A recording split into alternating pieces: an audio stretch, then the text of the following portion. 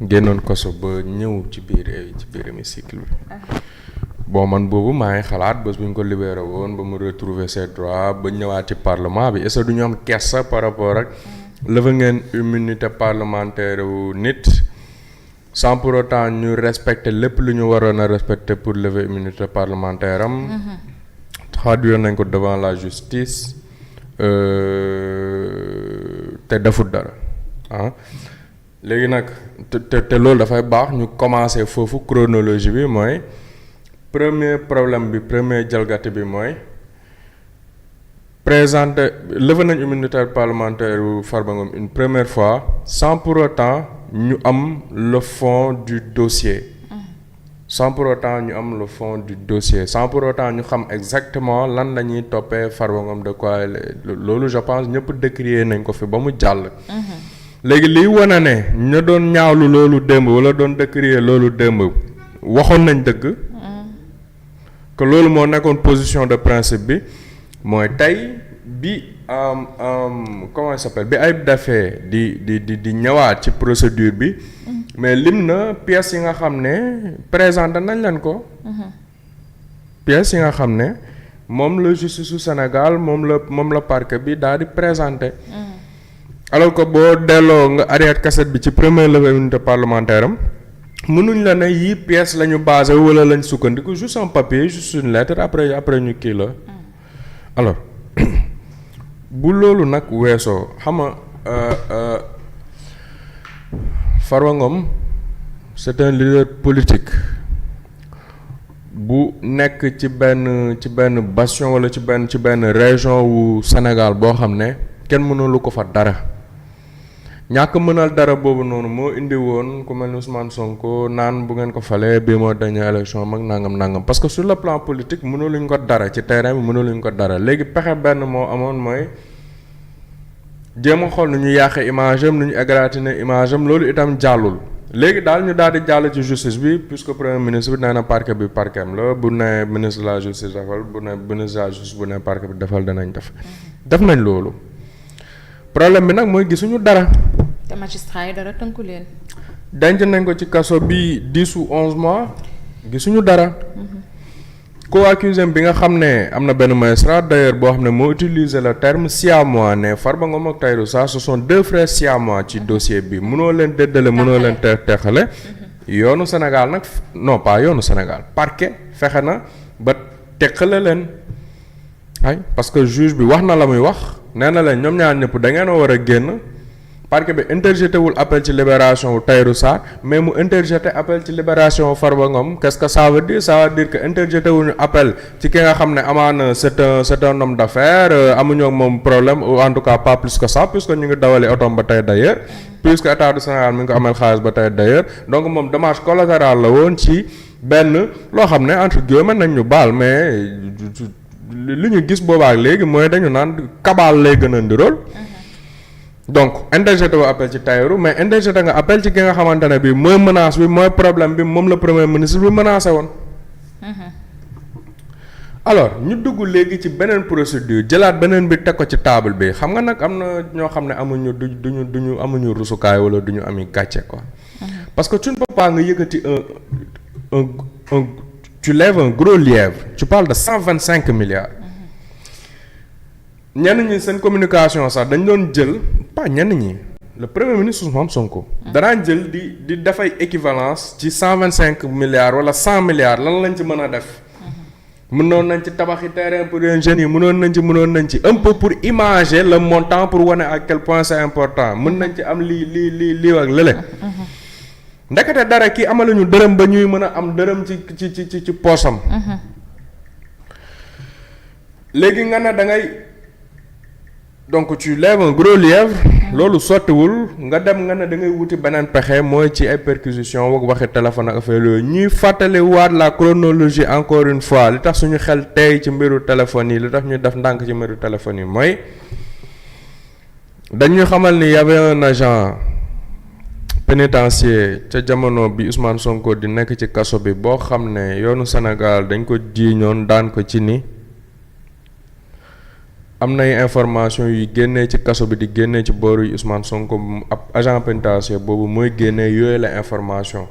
ba mu amoon ci jafe-jafe ak yoon. léegi nag à la surprise générale c'est cette même personne là nga xam ne a priori dafa jalgati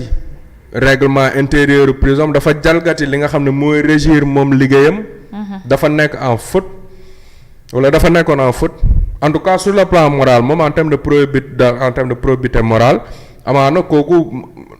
mateetul lañ koy wóoloo ci biir administration pénitentiaire wala ci bépp corps boo xam ne day gérer sécurité wu sénégalais wala quoi que ce soit.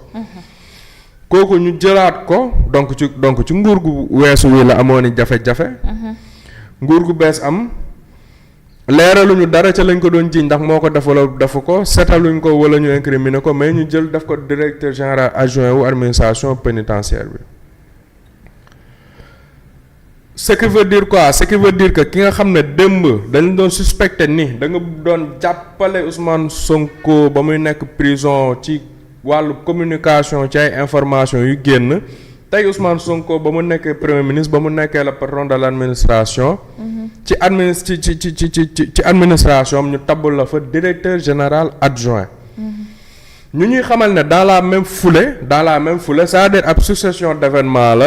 la ñu waxi fouille ak perquisition ci cellule Farba Ngom ñenn ñi dem ba àgg ci ne. moom moo jiite fouille yooyu perquisition yooyu alors que le directeur général adjoint n'a pas à faire ça ci li ñu xam. ñenn ñi ne on est dans du subjonctif on n'accuse personne de rien du tout ok. du conditionnel plutôt. alors ay téléphone li na ci biir téléphone bi ak loo mënta lijjanti ci téléphone bi mais loolu coowal prison la. ab prisonnier nga mënoo téléporté wu génn dem jëli téléphone mënoo luxus téléphone mënoo ñengu téléphone bi dañ laa joxub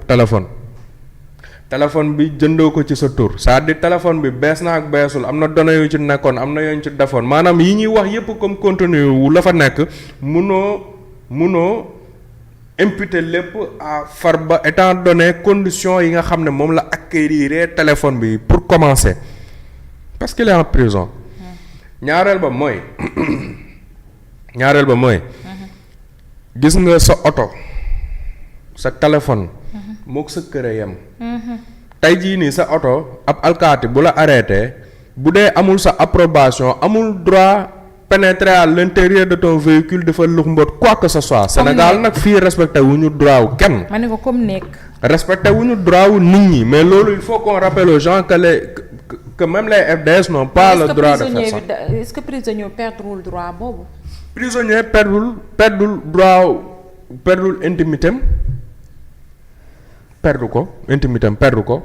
sa vie privée perdre ko mais liberté yi dañ koy restreindre. te libertés sont restreintes physiquement fii mënoo fi génn heure bii ngay tëdd heure bii ngay dem promenade heure bii ngay nangam mais sa vie privée quand même sa vie privée la ba tey yaa ko moom. c'est-à-dire li si biir téléphone bi pour ñu perquisitionner téléphone bi il aurait fallu la présence de l'avocat de Farba Ngom il aurait fallu un mandat du procureur il aurait fallu maanaam dafa am procédure yu ñu war a topp. léegi nag liñ ne défense su Farba Ngom ak Aïssata Tall Sall dafa simple mooy nekkuñu sax ci fond wu sujet bi téléphone dugg la yor nga téléphone lii nga doon def ci téléphone bi ñoom dugguñu ci loolu ñoom dañoo yem ci benn principe bu simple c'est un principe de légalité d'abord et aussi c'est un principe non c'est l'immunité parlementaire même qui ne permet pas même bu fekkee ni tu es suspecté de quelconque infraction ou de quelconque délit ñu commencé ay poursuites wala ñu commencé ay enquêtes sans pour autant ñu lever sa immunité parlementaire ñoom seen ligne de défense foofu lañ ko accès foofu la ñu taxaw